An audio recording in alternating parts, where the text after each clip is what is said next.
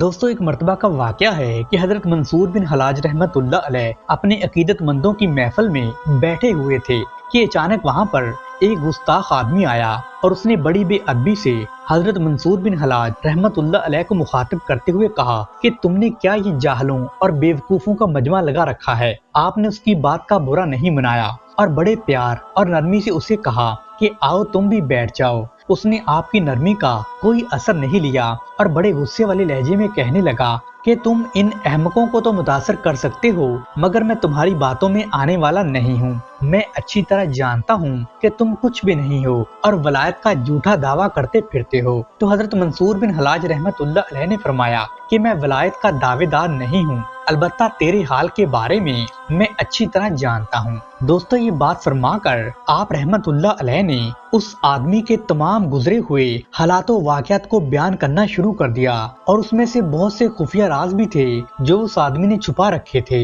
اور اس نے وہ کسی کو نہیں بتائے تھے۔ آپ نے اسے وہ بھی بتانا شروع کر دیے تو وہ آدمی بے اختیار پکار اٹھا کہ اے شخص بس کیجئے، میں آپ کی قوت کشف کا قائل ہو گیا ہوں۔ دوستو جب اس آدمی نے آپ رحمت اللہ علیہ کی زبان سے یہ ساری باتیں سنی تو وہ بڑا شرمندہ ہوا اور وہ اپنے رویے کی آپ رحمت اللہ علیہ سے معافی مانگنے لگا تو آپ نے اسے معاف فرما دیا۔ اس طرح وہ آپ کا مرید بن گیا۔ دوستو آپ کی کرامت کا سن کر بہت سے لوگ آپ سے حسد کرنا شروع ہو گئے تھے اور آپ کو مختلف طریقوں سے تنگ کرتے تھے۔ ان کا ایک ہی مقصد تھا کہ آپ کسی طرح اس علاقے سے نکل جائیں۔ آپ کے عقیدت مندوں کی تعداد میں دن بدن اضافہ ہوتا ہی چلا جا رہا تھا کہ اس علاقے کے بعض با اثر لوگ آپ سے بہت زیادہ ناراض تھے اور آپ کی مخالفت میں وہ پیش رہتے تھے۔ دوستو ایسے ہی چند لوگوں نے ایک منصوبے کے تحت ایک آدمی کو اس بات پر آمادہ کر لیا کہ جب حضرت منصور بن حلاج رحمت اللہ علیہ کہیں جا رہے ہوں تو ان کے سر پر سرے بازار تھپڑ مار دیا جائے۔ دوستو اس سے ان کا مقصد یہ تھا کہ سرے عام آپ رحمت اللہ علیہ کو بے عزت اور ذلیل کیا جائے یہاں تک کہ آپ تنگ ہو کر اس علاقے سے کہیں دور چلے جائیں۔ چنانچہ منصوبے کے مطابق وہ گستاخ آدمی موقع کی تاک میں تھا کہ کب حضرت منصور بن حلاج رحمت اللہ علیہ بازار کی طرف آتے ہیں تو آخر ایک دن اسے اپنے منصوبے کو عملی جامہ پہنانے کا موقع مل ہی گیا تو حضرت منصور بن حلاج رحمت اللہ علیہ غسل کرنے کے بعد حمام سے باہر نکلے اور اپنے گھر کی طرف جا رہے تھے۔ دوستو اس وقت بازار میں لوگوں کا بڑا رش تھا تو وہ گستاخ آدمی چپکے آپ کے توقع میں چلتا رہا۔ جہاں پر لوگوں کا ہجوم زیادہ تھا تو اس جگہ پہنچ کر تو اس نے آپ کے سر پر نہایت زور سے ایک تھپڑ مارا تو حضرت منصور بن حلاج رحمت اللہ علیہ کو کسی طرح سے اس کی توقع نہیں تھی، اس لیے آپ جلال میں آ گئے اور فرمانے لگے کہ تم نے مجھے کیوں مارا ہے؟ کیا مجھ سے تمہیں کوئی تکلیف پہنچی ہے؟ تو اس گستاخ آدمی نے جواب دیا نہیں۔ تو آپ نے فرمایا جب میں نے تمہیں کوئی تکلیف نہیں پہنچائی تو تم نے یہ گھٹیا حرکت کیوں کی ہے؟ تو اس گستاخ نے نہایت ڈٹائی سے جواب دیا کہ یہ حرکت میں نے اپنی مرضی سے نہیں کی بلکہ اس کا حکم مجھے اللہ تعالیٰ نے دیا ہے۔ دوستو اس بے ادب شخص کا یہ جواب سن کر آپ کا غصہ مزید بڑھ گیا اور آپ کہنے لگے اگر تجھے اس بات کا حکم اللہ سبحانہ و تعالیٰ نے دیا ہے تو پھر دوبارہ مجھے مار اور اس کے حکم کی تعمیل کر۔ دوستو وہ گستاخ آپ رحمت اللہ علیہ کی بات سمجھ نہیں سکا اور وہ اپنی سرکت کو مزاح کے طور پر آپ کو تنگ کر کے اپنے دل میں خوش ہو رہا تھا کہ شاید میں اپنے مقصد میں کامیاب ہو گیا ہوں۔ اس نے آپ کو دوبارہ مارنے کے لیے پوری قوت سے جب اپنا ہاتھ فضا میں بلند کیا لیکن اس کا ہاتھ فضا میں ہی اٹک کر رہ گیا اور اس کے ہاتھ میں خون کی گردش تھم گئی۔ دوستو اس گستاخ آدمی کا ہاتھ پوری طرح سے مفلوج ہو گیا اور تکلیف کی شدت سے اس نے چیخنا چلانا شروع کر دیا۔ تب حضرت منصور بن حلاج رحمت اللہ علیہ خاموشی سے اپنے گھر کی طرف تشریف لے گئے تو پھر لوگوں نے دیکھا کہ اس گستاخ کا ہاتھ چند دنوں میں سوکھ کر بالکل بے جان ہو گیا اور دوستو یہ بھی کہا جاتا ہے کہ اس گستاخ آدمی کا ہاتھ بعد میں کٹوانا پڑ گیا تھا۔ دوستو یہ ہوتا ہے اللہ سبحانہ و تعالیٰ کے نیک اور برگزیدہ بندوں کے ساتھ گستاخی کرنے کا انجام۔ دوستو ایک مرتبہ کا ذکر ہے کہ حضرت منصور بن حلاج کے عقیدت مند اور آپ کے مریدین آپ کے حجرہ مبارک کے باہر موجود تھے کہ جب آپ اپنے حجرہ مبارک میں عبادت الہی میں مشغول تھے کہ تھوڑی دیر کے بعد آپ کے مریدین نے دیکھا کہ آپ اپنے حجرہ مبارک سے غائب ہو چکے ہیں اور ان کو بڑی حیرت ہوئی جب انہوں نے اندر جا کر آپ کو تلاش کرنا شروع کیا، مگر حضرت شیخ منصور بن حلاج رحمت اللہ علیہ اپنے حجرہ مبارک میں کہیں بھی موجود نہیں تھے۔ تو سب مریدین یہ دیکھ کر حیران تھے کہ آپ رحمت اللہ علیہ لوگوں کی نظروں سے کیسے اوجھل ہو گئے ہیں اور آپ باہر بھی نہیں نکلے اور حجرہ کے اندر بھی کہیں بھی نہیں موجود ہیں، تو پھر آپ کیسے اور کہاں غائب ہو گئے؟ اور نہ تو کسی نے آپ کو کہیں جاتے ہوئے دیکھا تھا، جبکہ سب کی توجہ آپ کے حجرہ مبارک کی طرف لگی ہوئی تھی۔ دوستو سب لوگ اسی سوچ و بچار میں مصروف تھے کہ اچانک سے حضرت منصور بن حلاج رحمت اللہ علیہ ایک شیر کی سواری کرتے ہوئے وہاں پر تشریف لے آئے۔ جب آپ قریب پہنچے تو آپ شیر سے نیچے اترے اور اس شیر کو مخاطب کرتے ہوئے کہنے لگے کہ اب تم چلے جاؤ۔ دوستو شیر نے آپ رحمت اللہ علیہ کی طرف دیکھا اور سر جھکا کر ایک طرف کو چل دیا۔ لوگوں نے خوف کے ملے جلے جذبات سے پوچھا کہ حضور یہ کیا ماجرا ہے؟ تو آپ نے شان بے نیازی سے فرمایا کہ مجھے ایک سفر درپیش تھا جس کی بنا پر پروردگار عالم نے اپنے بندے کو ایک سواری بھیج دی تھی۔ دوستو حقیقت یہ ہے کہ اس کائنات میں جو کچھ بھی موجود ہے وہ سب اللہ سبحانہ و تعالیٰ کی ملکیت ہے اور اسی کے فضل و کرم اور مہربانی سے ان تمام اشیاء پر اس کے بندوں کا حق ہے۔ دوستو ایک روایت میں آتا ہے کہ جب حضرت منصور بن حلاج رحمت اللہ علیہ کی اس کرامت کا چرچا زبان زدے عام ہو گیا تو لوگوں کے دلوں میں آپ کی عقیدت اور عزت اور بھی بڑھ گئی اور بہت سے علماء کرام نے آپ کی کرامت کا حسب سابق انکار کیا اور آپ کو جادوگر اور شعبدہ باز کہہ کر پکارا اور آپ کی مخالفت پر کمر بستہ ہو گئے۔ دوستو ایک دفعہ کا واقعہ ہے کہ حضرت منصور بن حلاج رحمت اللہ علیہ ایک سال تک حضرت جنید بغدادی رحمت اللہ علیہ کی خدمت میں رہنے کے بعد مکہ معظمہ تشریف لے گئے اور پورے ایک سال تک آپ مکہ مکرمہ میں اللہ سبحانہ و تعالیٰ کی عبادت میں مصروف رہے۔ تو مکہ مکرمہ میں قیام کے دوران آپ کی خدمت میں چند غریب اور حاجت مند لوگ حاضر ہوئے اور کہنے لگے کہ حضور ہماری کچھ مدد کر دیں۔ تو آپ رحمت اللہ علیہ نے ان سے فرمایا کہ میں تمہاری کیا مدد کر سکتا ہوں، میں تو تم سے بھی زیادہ خستہ حال ہوں۔ تو غریبوں نے کہا کہ لوگ آپ کو مستجاب الدعوات کہتے ہیں، اگر آپ کے پاس ہمیں دینے کے لیے کچھ نہیں ہے تو آپ ہمارے لیے دعا ہی فرما دیجئے۔ تو دوستو حضرت منصور بن حلاج رحمت اللہ علیہ نے مختلف بہانوں سے ان کو ٹالنے کی بڑی کوشش کی، مگر لوگ تھے کہ اپنی ضد پر اڑے رہے۔ آخر کار آپ نے اپنی نگاہیں آسمان کی طرف اٹھاتے ہوئے فرمایا کہ اے رب کریم، جب تو نے اپنے بندوں کو میری طرف متوجہ کیا ہے تو پھر ان کی حاجت کو بھی پوری فرما دے۔ اس کے ساتھ ہی آپ نے اپنا دایاں ہاتھ فضا میں بلند کیا۔ جب آپ نے ہاتھ نیچے کیا تو اس ہاتھ میں بہت سارے درہم موجود تھے۔ آپ نے وہ تمام درہم ان ضرورت مندوں اور غریب لوگوں میں تقسیم کر دیے۔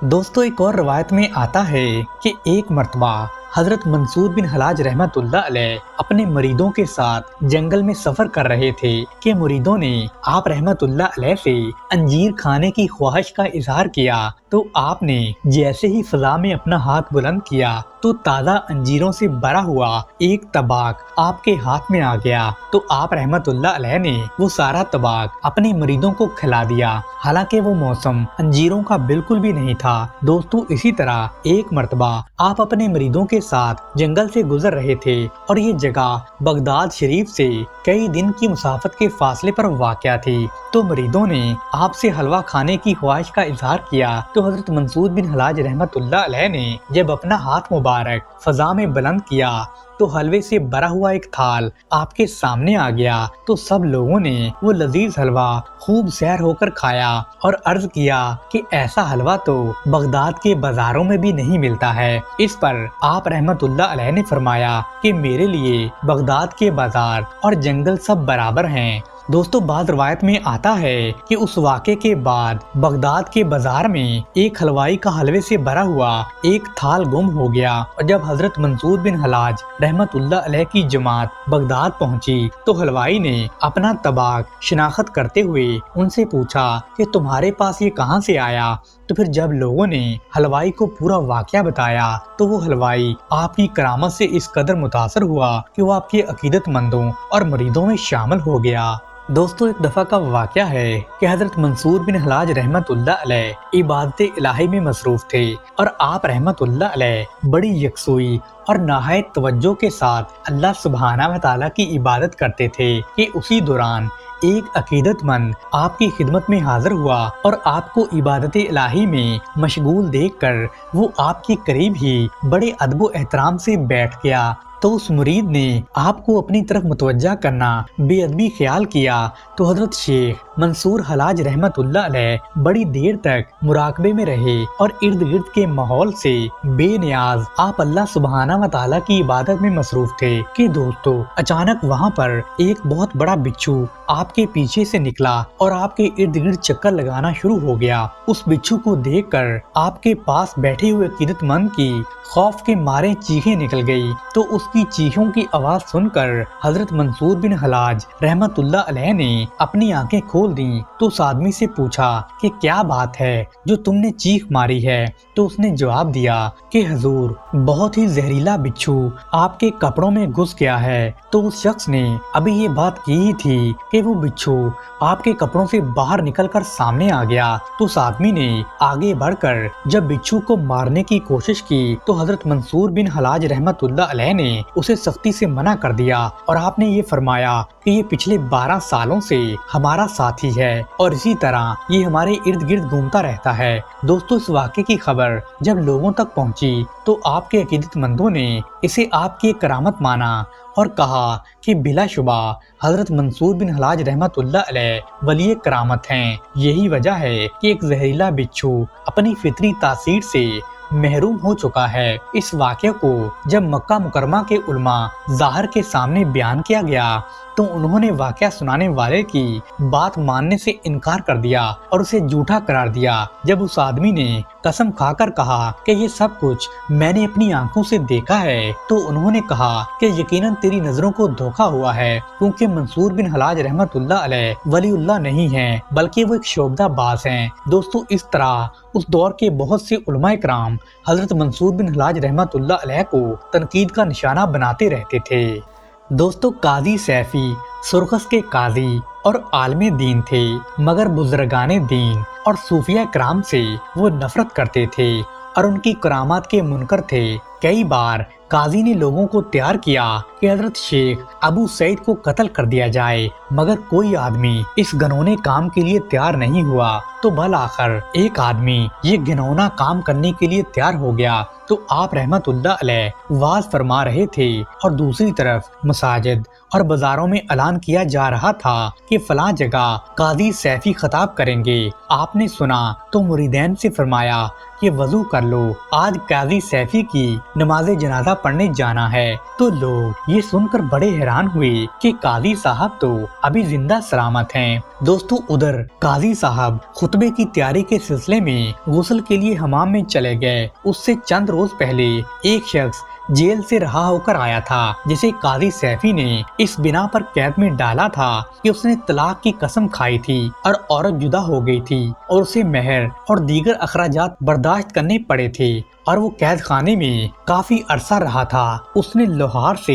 एक खंजर खरीदा और गांव की तरफ चल पड़ा। जब उसने काजी को तन्हा देखा तो वो आतिश इंतकाम में भड़क उठा और उसने खंजर मारकर काजी साहब का कत्ल कर दिया। दोस्तों शहर में शोर मच गया और सब लोग कहने लगे कि हजरत ने फरमाया था कि काजी ने हमारे कत्ल का हुक्म दिया था मगर वो तो खुद ही कत्ल हो गया। दोस्तों हजरत अबुल हसन खुरकानी रहमतुल्लाह अलैह को बैंगन बहुत ज्यादा पसंद थे मगर आपने नफस कशी की वजह से 40 साल तक बैंगन नहीं खाए ताकि अल्लाह ये न समझे कि मोहब्बत तो मेरे साथ करता है और अदना सी चीज बैंगन खाने पर मजबूर है। एक रोज आप रहमतुल्लाह अलैह की वालदा ने आपसे कहा कि अबुल हसन तुम्हें बैंगन इतने पसंद हैं तो एक मर्तबा मेरे कहने पर खा लो। तो आप रहमतुल्लाह अलैह ने अपनी वालदा के हुक्म की तामील की और बैंगन खा लिए। दोस्तों, अगले रोज आप रहमतुल्लाह अलैह को कशफ के जरिए मालूम हुआ कि जंगल में राहजनों ने एक काफिले को लूट लिया है और सारे लोगों को कत्ल कर डाला है। आपने जब ये बात अपनी बीवी को बताई तो उसने हस्बे मामूल आपसे कहा कि आपका तो दिमाग चल गया है, यहाँ घर में बैठे हुए आपको काफिला कैसे नजर आ गया, हालांकि जंगल तो यहाँ से मीलों दूर है। आप रहमतुल्लाह अलैह अपनी बीवी की बातें सुनकर खामोश हो गए। तो अगली रात हजरत इबादत में मसरूफ थे कि आपकी बीवी को किसी ने आकर बताया कि किसी ने आपके बेटे को कत्ल कर दिया है और उसका सर दरवाजे पर लटक रहा है। आपकी बीवी ने रोना पीटना शुरू कर दिया और वो बयान करने लगी, देखो इस मकार वाली को जिसको जंगल में काफिला लुकता नजर आ गया और अपना बेटा कत्ल होता हुआ नजर नहीं आया। इस झूठे आदमी को न जाने क्यों जमाना पीरो मुर्शिद मानता है, लोगों को इसने बेवकूफ बना रखा है। दोस्तों, हजरत अबुल हसन हुरकानी रहमतुल्लाह अलैह ने बेटे को जब खून में लथपथ देखा तो उन्हें बड़ा दुख पहुंचा। तो वो फौरन अपनी वालदा की खिदमत में हाजिर हुए और अर्ज करने लगे कि ए वालदा मोहतरमा, आपके हुक्म पर मैंने अपनी ख्वाहिश के खिलाफ बैंगन खाकर खुदा की मोहब्बत में गुस्ताखी कर ली है, जिसकी वजह से मुझे ये सजा मिली है कि मेरा बेटा कत्ल हो गया है, मगर मुझे पता तक नहीं चला। तो आपकी वालदा ये सुनकर बड़ी रंजीदा हुई और अल्लाह के आगे रोने लगी कि ए अल्लाह सुबहाना व ताला, ये गलती मेरी थी और सजा मेरे पोते को मिली, अब तो मुझे माफ कर दे और मेरे अबुल हसन को जो कश्फी कुव्वत तूने अता की थी वो वापस दे दे। तो दोस्तों, हजरत अबुल हसन हुरकानी रहमतुल्लाह अलैह ने गिड़गिड़ा कर अल्लाह सुबहाना व ताला से माफिया मांगी। तो अल्लाह पाक ने आपको फिर से वही कश्फी कुव्वतें अता फरमा दी। दोस्तों, एक मर्तबा का वाकया है कि बू अली सीना आपकी खिदमत में हाजिर हुए। आप उस वक्त घर पर मौजूद नहीं थे, तो उन्होंने आपकी बीवी से आपके मुतल्लक पूछा। तो हजरत अबुल हसन खरकानी रहमतुल्लाह अलैह की बीवी ने कहा कि तुम लोग कितने बेवकूफ हो, एक झूठे मकार इंसान को वलीउल्लाह समझकर अपना वक्त बर्बाद कर रहे हो। जिस आदमी को तुम वलीउल्लाह समझते हो वो इस वक्त मेरे लिए जंगल से लकड़ियां लेने गया हुआ है। तो दोस्तों, बू अली सीना जंगल की तरफ चले गए तो रास्ते में उन्होंने देखा कि हजरत अबुल हसन लकड़ियों का गट्ठा शेर पर लाद कर आ रहे हैं। वो ये देखकर बड़े हैरान हुए और डर के मारे एक दरख्त के पीछे छुपकर बैठ गए। तो जब हजरत अबुल हसन उनके करीब आए तो उन्होंने पुकारा कि बू अली सीना सामने आ जाओ और इस शेर से मत डरो। तो अब तो बू अली सीना और भी हैरान हुए और अर्ज करने लगे कि हजरत, मेरा नाम आपको कैसे मालूम है? तो फरमाया कि अल्लाह सुबहाना व ताला ने मेरे दिल को रोशन कर दिया है, इसलिए वो बातें मेरे दिल में डाल देता है। फिर बू अली सीना ने आपको आपके घर का किस्सा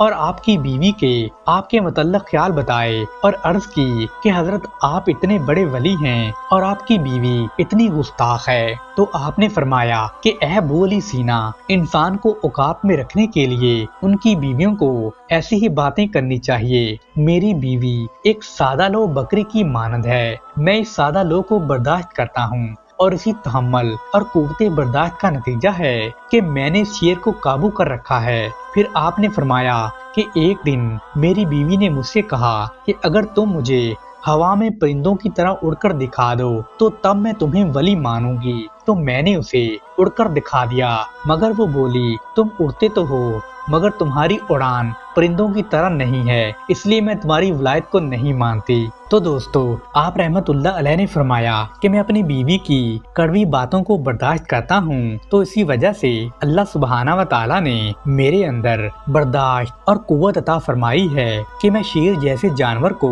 अपने काबू में कर लेता हूँ। अल्लाह अलैह का एक मर्तबा मुरीद बन जाता था, वो अज़्मो इस्तक़लाल और हिम्मत का एक पैकर बन जाता था।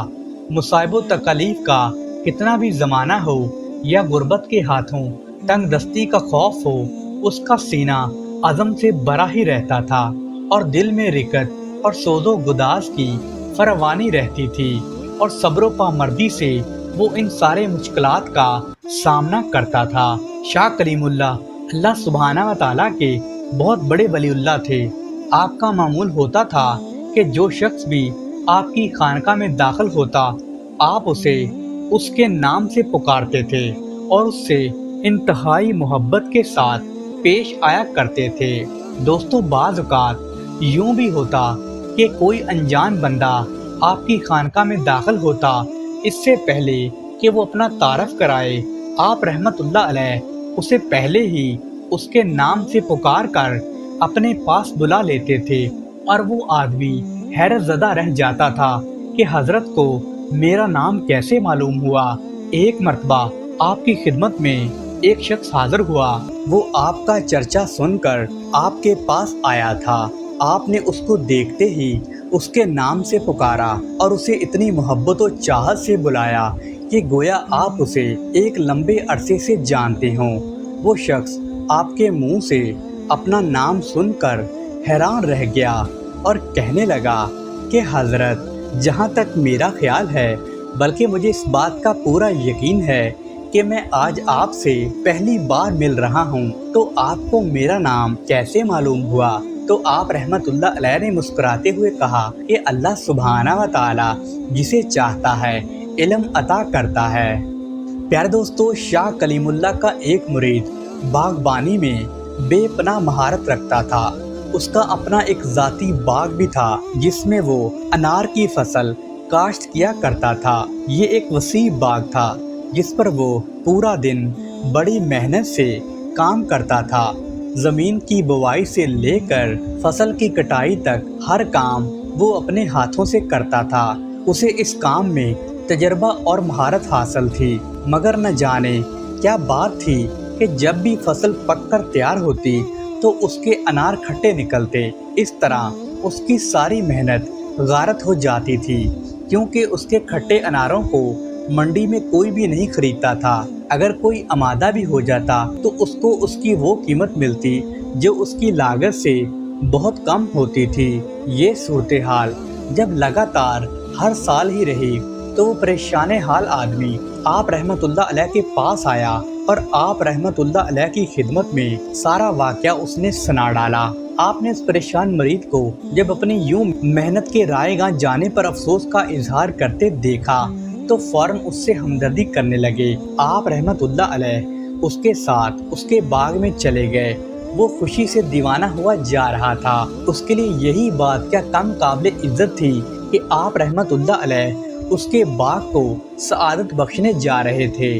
باغ میں جا کر آپ نے اپنے مرید سے کہا، ذرا ہمیں بھی تو چکھاؤ اپنے باغ کا پھل، آخر یہ کیوں ترش ہے جو اچھے داموں بازار میں بک نہیں پاتا؟ تو مرید نے بڑی عقیدت اور احترام کے ساتھ ایک انار آپ کی طرف بڑھایا تو آپ رحمت اللہ علیہ نے جیسے ہی وہ انار چکھا تو کہا، تو کہتا تھا کہ تیرے باغ کے سبھی انار اتنے کھٹے ہوتے ہیں کہ خدا کی پناہ، مگر میں نے تو اس سے زیادہ میٹھا انار آج تک نہیں کھایا۔ یہ سن کر اس مرید نے بے یقینی سے آپ رحمت اللہ علیہ کو دیکھا۔ آپ نے مسکراتے ہوئے کہا، دوسرا انار توڑ کر خود ہی اندازہ لگا لو۔ تو اس شخص نے فوراً ایک انار توڑ کر کھایا تو وہ واقعی بہت میٹھا تھا۔ اس کے بعد اس نے کئی اور انار توڑے اور توڑ کر کھائے تو سب کے سبھی میٹھے نکلے۔ یوں اس کے باغ کی شہرت اور اناروں کی مٹھاس دور دور تک پھیل گئی۔ دوستو، حضرت شاہ کلیم اللہ کی نگاہوں میں وہ تاثیر تھی کہ پتھر سے پتھر دل بھی آپ کو دیکھ کر نرم پڑ جاتے تھے، اور بد عقیدہ اور بد اتوار لوگ آپ کی نظر کرم کے سبب فلاح پا گئے تھے اور حق کی راہ کے مسافر بن گئے تھے۔ دوستو، ایک مرتبہ ایک آدمی حضرت شاہ کلیم اللہ کی خدمت میں حاضر ہوا اور وہ بدتمیزی سے بات کرتے ہوئے کہنے لگا کہ حضرت، آپ میں تو کچھ بھی روحانیت نہیں ہے، مجھے آپ پر بالکل بھی یقین نہیں ہے۔ آپ رحمت اللہ علیہ اس وقت کھانا کھانے میں مصروف تھے، لیکن اس کی باتیں بڑے تحمل اور بردباری سے سن رہے تھے۔ آپ کے چہرے پر بہت زیادہ نرمی تھی، اور آپ جب کھانا کھا چکے تو روٹی کا ایک نوالا آپ نے بچا لیا اور محبت سے اس شخص کو دیکھتے ہوئے کھانے کا حکم دیا۔ اس شخص نے بغیر کوئی سوال جواب کیے روٹی کا ٹکڑا لے کر منہ میں رکھ کر چبانے لگا، تو جیسے ہی روٹی کا نوالا اس کے حلق میں سے نیچے اترا تو اس شخص کی حالت میں بہت بڑی تبدیلی پیدا ہو گئی۔ اس کے چہرے کی رنگت और आंखों की चमक में यूं इजाफा हुआ कि वो पहचाना ही नहीं जा रहा था। अपने अंदर इस तब्दीली को जब उसने महसूस किया तो वो आपके कदमों में गिर गया और फूट फूट कर रोने लगा। लेकिन जैसे ही उसकी हालत जरा संभली तो बड़ी आजिज़ी और इंकिसारी से आपसे माफ़ी तलब करते हुए कहने लगा कि हज़रत, मैं ही गलती पर था, सख्त गलती पर, मेरे गुनाह और गुस्ताखियाँ माफ़ फरमाएं। मैं रूहानियत पर मुकम्मल यकीन रखता हूँ। क्यों शैतान के बहकावे में आकर आपसे इतनी बदतमीज़ी की थी। प्यारे दोस्तों, हिंदुस्तान के शहर सूरत में एक कट्टर आतिश परस्त रहा करता था। एक मर्तबा वो आपकी खिदमत में आया तो आपने उसे नज़दीक बुलाकर बड़ी नरमी से फरमाया, फिरोज़, तुम बरसों से आग की पूजा कर रहे हो। उम्र का एक लंबा हिस्सा तुमने आतिश परस्ती की नज़र कर दिया है, मगर मुझे मालूम है तुम आग पर काबू नहीं पा सकते। ये कहकर आपने सामने जलते हुए अलाव में अपना हाथ डाल दिया। फिरोज़ ने आपको यूं आग में हाथ डालते देखा तो उसके मुंह से एक सिसकारी निकली और उसने जल्दी से आपका हाथ पकड़कर बाहर खींचा तो ये देखकर हैरान रह गया कि आपका हाथ झुलसना तो दूर, आग से ज़रा भी मुतासर नहीं हुआ। और सही व सालम आप रहमतुल्लाह अलैह का हाथ देखकर उस आतिश परस्त पर बहुत ज़्यादा असर हुआ और वो अपनी गफलत में गुजरी ज़िंदगी पर फूट फूट कर रोने लगा और आपसे इल्तिजा करते हुए बोला, हज़रत, मेरी मदद कीजिए, मैं हिदायत व फलाह का रास्ता इख्तियार करना चाहता हूँ, आप मेरी रहनुमाई फरमा दें। ये सुनकर हज़रत शाह कलीमुल्लाह ने उसे कलमा तौहीद पढ़ाया और इसे तालीम दी कि इस पूरी कायनात में सिर्फ अल्लाह सुब्हाना व तआला की वाहिद ज़ात ही इबादत की हकदार है और वही सबका खालिक है। सूरज, चाँद, सितारे सब उसी के ताबे हैं। अच्छी तरह जान लो कि सिर्फ अल्लाह की वाहिद ज़ात ही इबादत के लायक है। सुभान अल्लाह। प्यारे दोस्तों, एक मर्तबा दरिया जमुना में पानी की सतह इस कदर बढ़नी शुरू हो गई कि साफ नज़र आ रहा था कि अगर यही सूरत हाल रही तो जल्द ही दिल्ली शहर जमुना की नज़र हो जाएगा। सरकारी परिंदों और रज़ाकारों ने बाहमी तौर पर हर मुमकिन कोशिश करके देख ली कि दिल्ली को इस हलाकत खेज तुग़यानी से बचाया जा सके, मगर कोई सूरत हाल नज़र नहीं आ रही थी। हर किसी पर घबराहट तारी थी और दिल्ली की तबाही कुछ ही दिनों की बात थी। खौफज़दा और मायूस लोगों के इस हजूम में से एक बुजुर्ग ने मशवरा दिया कि क्यों न इस सिलसिले में हज़रत कलीमुल्लाह की मदद ली जाए। वो सब लोग आपकी इबादत, रियाजत और अफादियत से आगाह थे और फिर वो डूबते के लिए तो तिनके का सहारा ही काफ़ी होता है। चनाचा फ़ौरन हज़रत कलीमुल्लाह की खानका में सब लोग पहुँचे और इस आफत के बारे में उन्हें बताया जो लम्हा लम्हा दिल्ली शहर को हड़प करने के लिए आगे बढ़ रही थी। तो आपने भी सूरत हाल की संगीनी को समझते हुए फ़ौरन कदम उठाने का कसद किया और कुरान पाक थाम कर दरिया जमुना के किनारे जा खड़े हुए और जहां पानी अब इतना उबर उबर कर बह रहा था, जल्द ही किनारों से निकलकर दिल्ली की हदूद में दाखिल हुआ ही चाहता था। लोग उम्मीद भरी नज़रों से आपको देखते और खौफज़दा होकर जमुना की लहरों को भी देखते। आपने कुरान पाक थाम कर अल्लाह सुब्हाना व तआला से दुआ फरमाई, ए मुश्किलात व आफात से बचाने वाले बरतो आला ज़ात, आज मैं तुम्हारे सामने तुम्हारी मुक़द्दस किताब लिए मदद का तलबगार हूँ। क्या तुम अपने इस मुक़द्दस किताब की मौजूदगी में हमें जमुना के हवाले कर दोगे? तो जैसे ही हज़रत शाह कलीमुल्लाह की ज़बान से इन कलमात की अदायगी होती जा रही थी तो तू जमुना की सतह गिरना शुरू हो गई। फिर लोगों ने देखा कि बफरा हुआ जमुना एकदम सुकून में आ गया और पानी की सतह नीचे गिर गई और दिल्ली शहर उसकी वहशत का शिकार होने से बच गया। दोस्तों, ये कोई मामूली वाक़या नहीं था। उस दिन आपकी खानका में तिल धरने की जगह नहीं थी। क्या हिंदू, क्या सिख, सभी मुसलमान आपकी सोहबत से फैज़याब होने पहुँचे हुए थे। बहुत सारों ने इस्लाम के पैगाम को तस्लीम करते हुए कलमा तौहीद का विर्द करना शुरू कर दिया और वो मुसलमान हो गए। जो भी आपका एक मरतबा मुरीद बन जाता वो अज़्म इस्तिक़लाल और हिम्मत का पैकर बन जाता था। दोस्तों, एक मरतबा एक अकीदतमंद दूध का प्याला लेकर आपकी खिदमत में आया।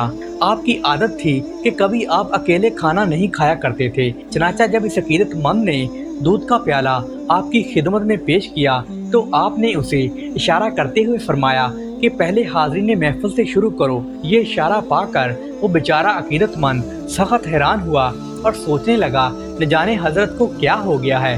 اچھی طرح جانتے ہیں کہ پیالے میں اتنا دودھ کہاں ہے کہ جو تمام لوگ پی سکیں، بلکہ ایک بوند تک بھی منہ میں نہیں لے جا سکیں گے۔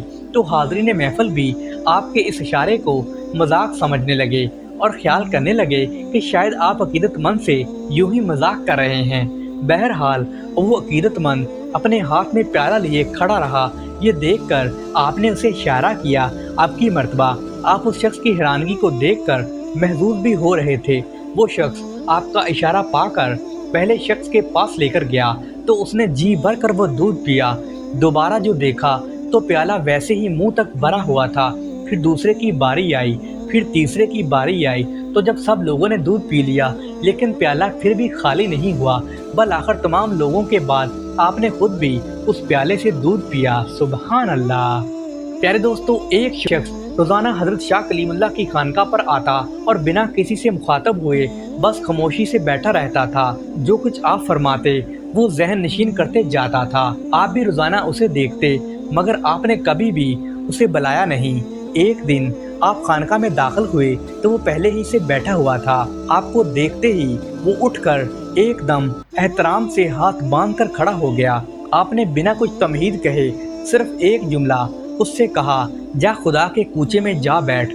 یہ سن کر وہ شخص عاجزی سے بولا، حضرت خدا کا کوچہ کدھر ہے؟ تو شاہ کلیم اللہ نے اس مرتبہ مختصر سا جواب دیا، جہاں تو نہ ہو۔ ان الفاظ میں نہ جانے کیا سحر تھا کہ وہ شخص جب دوبارہ آپ کی خانقاہ میں آیا تو اس حال میں تھا کہ خود کو فراموش کیے ہوئے اللہ اللہ کا ورد کرتا رہا۔ دوستو، ایک رات کی بات ہے کہ آپ رحمت اللہ علیہ کا حجرہ شریف اچانک نور سے بھر گیا۔ آپ کی اہلیہ نے کھڑکی سے نور کی جب جھلک دیکھی تو سوچا کہ شاید حضرت سو رہے ہیں اور یہ جھلک چراغ کے شعلوں کی ہے، اس لیے جا کر حضرت کو بتلاتی ہوں کہ کہیں کوئی ناخوشگوار واقعہ نہ پیش آ جائے۔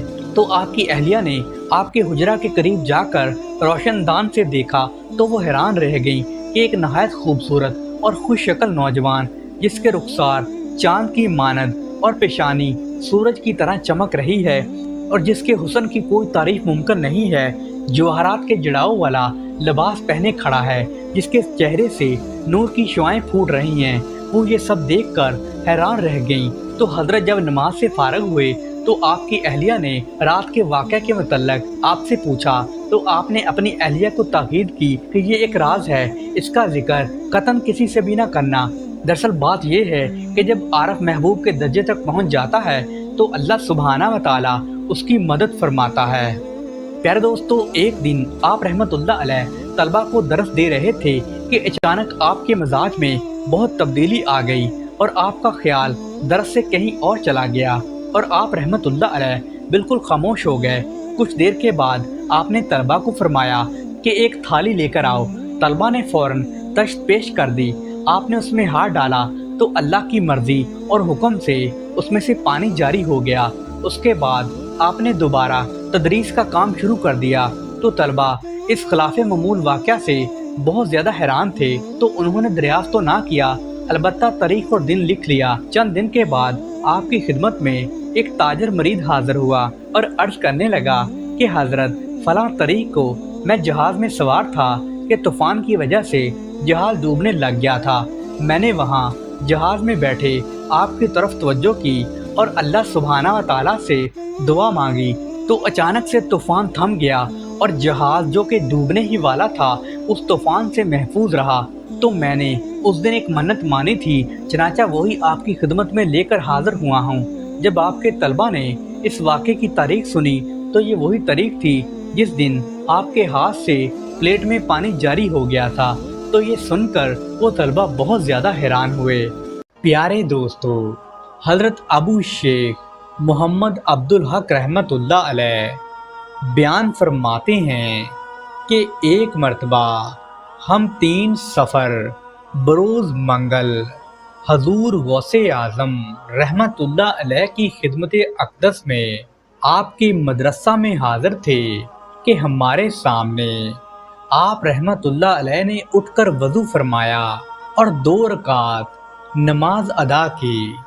جب آپ رحمت اللہ علیہ نماز پڑھ چکے تو اچانک آپ رحمت اللہ علیہ پر ہیبت طاری ہو گئی اور اپنی لکڑی کی ایک نالے پاک اس زور سے ہوا میں پھینکی کہ اوپر جاتے ہی وہ نالے پاک ہوا میں غائب ہو گئی۔ اس کے ساتھ آپ نے دوسری نالے پاک بھی ہوا میں اچھال دی تو وہ بھی وہاں جا کر غائب ہو گئی۔ اس کے بعد آپ اطمینان سے تشریف فرما ہو گئے۔ حاضرین میں سے کوئی بھی یہ بات پوچھنے کی جسارت نہیں کر سکا۔ دوستو، اس واقعہ کو تقریباً 23 دن گزر گئے تو ایک قافلہ وہاں آیا۔ قافلے والوں نے کہا کہ ہم نے حضور غوث اعظم رحمت اللہ علیہ کی خدمت میں کچھ نظر پیش کرنی ہے۔ آپ نے ان کی بات سن کر ارشاد فرمایا کہ ان میں سے 1 من ریشم اور ریشمی کپڑے اور سونا قبول کر لو۔ یہ چیزیں قافلے والوں نے آپ کی نظر کر دیں اور ساتھ ہی حضور غوث پاک رحمت اللہ علیہ کی نالین مبارک بھی پیش کر دیں۔ آپ نے ان سے دریافت کیا کہ آپ کو یہ نالین کہاں سے ملی ہیں؟ تو انہوں نے عرض کیا کہ ہم سفر کر رہے تھے اور یہ 3 سفر بروز منگل کا واقعہ ہے کہ ہم پر اچانک ڈاکو حملہ آور ہو گئے اور انہوں نے قافلے میں لوٹ مار شروع کر دی۔ ہم میں سے بعض کو تو انہوں نے موت کے گھاٹ ہی اتار ڈالا اور مال و دولت لوٹ کر وہاں سے چلتے بنے۔ پھر وہ کسی وادی میں پہنچے تاکہ وہاں پر بیٹھ کر آپس میں وہ مال و دولت تقسیم کر سکیں۔ ہم نے اپنے دل میں یہ بات سوچی کہ اگر ہم اس وقت حضور غوث اعظم کو یاد کریں تو شاید ہماری مدد ہو جائے۔ چنانچہ ہم نے آپ کے لیے فوری طور پر نظر مان لی۔